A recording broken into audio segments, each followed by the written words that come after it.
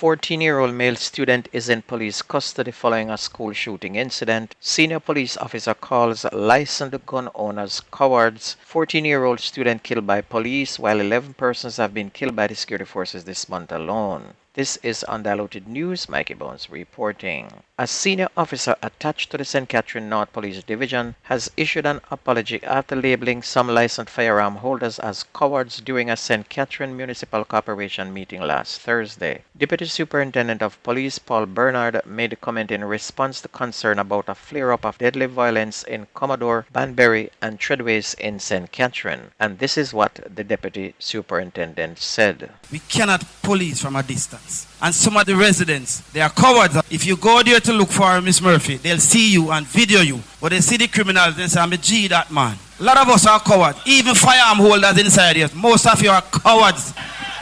Tell me when last year a firearm holder shoot somebody. A lot of you are cowards, man.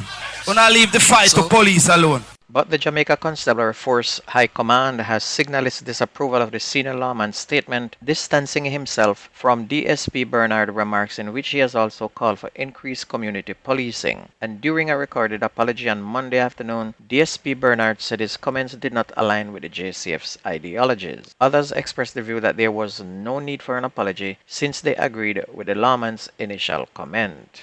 4 men died Sunday afternoon when 2 motorcyclists crashed into a bus in Cologne in Westmoreland. The drivers of the motorcycle and their pillion all died in the crash, while the driver of the minibus has been hospitalized. And the incident happened shortly after 6 o'clock. Superintendent Othniel Dobson, commanding officer for the Westmoreland Police Division, said the motorcyclists were trying to overtake another vehicle when they crashed into the front of the bus. Also over in Manchester, a taxi operator died from injuries he received in a 2-vehicle collision along the Albion Main Road in Manchester yesterday morning. The deceased has been identified as 38-year-old Dave Woodley of Broadleaf. The driver of the second vehicle, a Honda Accord, is in serious condition. And it is said that the taxi driver, trying to overtake the Honda driver and misjudged the clearance, crashed into the Honda's side. Both vehicles crashed into the embankment and overturned. The Independent Commission of Investigations, INDECOM, is reporting that 11 persons have been killed by the security forces this month alone. The latest incident happened on Sunday in Williamsfield, Manchester, where a 14-year-old school student, Michael Simpson, was killed by the police. And his death brings to 66 the number of persons killed by the security forces since the start of the year. Indicom said no firearm was reported as recovered from that incident scene. And it adds that no body-worn cameras were issued or used during this incident as well. Now, let me give a brief as it is said to happen on the grounds.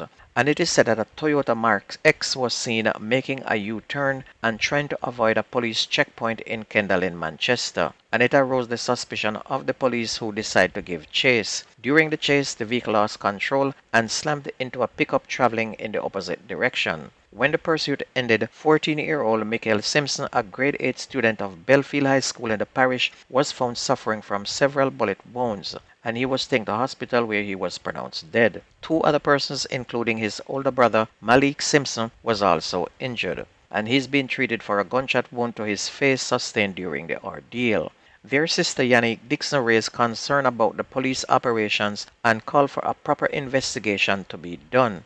She said the police murdered her brother and almost killed the other one, and none of them had any weapons, but the police said there was a shootout. She said they were actually coming from church and no gun was found. She said her little brother's body was riddled with bullets. Maria Mitchell, the councillor for the Belfield Division, is calling for a thorough investigation into that incident. The Independent Commission of Investigation is probing the incident, and people, it looks like the police made another mistake here again. A female student of Ocho Rios High School in St. Anne is nursing a bullet wound to the leg, while a 14-year-old male student is in police custody following a shooting incident. The female student's condition is not considered life-threatening. A Glock 9mm was recovered from the scene. Senior Superintendent Dwight Powell, head of the St. Anne Police, said the 14-year-old male student was allegedly playing with the gun in a classroom about 12:45 Monday afternoon when it went off. An investigation carried out indicated that a 14-year-old male student of Pineapple Orchard, St. Anne, took a firearm to school, and he was in the social studies lab along with other students when they were handling the firearm and it went off, injuring a 12-year-old female student. He said the wounded student was assisted to St. Anne's Bay Hospital by the grade coordinator and is being treated for a gunshot wound to her thigh, and she's said to be in serious but stable condition. And this is what I've been saying all along, that teachers should be allowed to carry guns because students are taking guns to school. Teachers should be allowed to be armed to defend themselves and not to be at the mercy of students. The St. Mary police said that they have made no headway in their probe of the shooting of 4 men, 2 fatally in Dover, Anata Bay on June 7. Superintendent Babette Morgan Simpson, commanding officer of the St. Mary Police, says a motive for the attack is still under investigations. And it's reported that the men were among patrons at a bar when individuals approached and just opened fire on everyone. Superintendent Morgan Simpson said the 2 men who died from that incident are among 13 murders committed in St. Mary up to June 13. And there have been 66 serious and violent crimes in St. Mary since the start of the year, an increase from the 47 recorded during the same period last year. And arrests have been made in 47 of the 66 serious crimes recorded. On to sports. Saeed Bernard, attorneys representing Jamaica sprinter Taekwondo Tracy, is raising objections to a disciplinary hearing being held for the 2-time national champion after a further delay in the proceedings. Bernard said his office has not been in receipt of a statement from the J3A Disciplinary Committee, which is signed by Coach Maurice Wilson. The committee had promised to deliver the statement by close of business day yesterday. Bernard said the continued delay will affect the possibility of a fair hearing for his client. The disciplinary hearing is set for June 25th, which is 2 days before the start of the national championship, which will be used to select the team to the Olympic Games in Paris. Tracy had been charged with breaching the J3A's long-established codes and policies in relation to public comments made at the World Athletics Championship in Budapest last year. On to cricket, the West Indies won all their games in the first group staging of the T20 World Cup.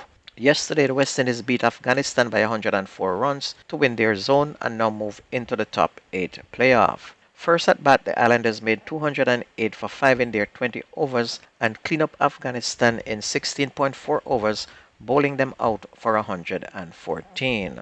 Man of the match was Nicholas Pooran, who made a whopping 98 before he was run out. And don't forget, the best news and sports takes place on this station. If you missed the news, please go to YouTube, type in Jamerican Undiluted News, listen, like, share, and subscribe to keep it going. That's news and sports on your favorite radio station. My name is Mikey Bones. I gone.